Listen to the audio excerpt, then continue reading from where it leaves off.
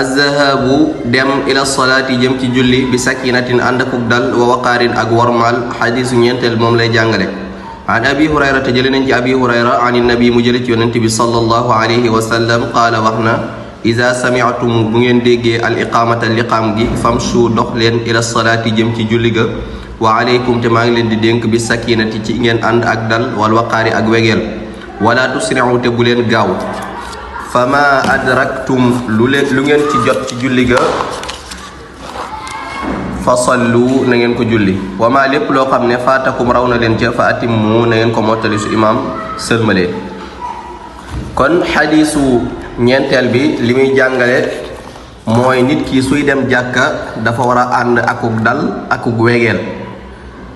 doonte sax daa dégg ñuy liqaam te mu bañ julli ga raw ko jëlee nañ ci abi hurayra mu ne yonent bi sallallahu alayhi wa sallam nee na bu ngeen déggee ñuy liqaam na ngeen dox ndànk dem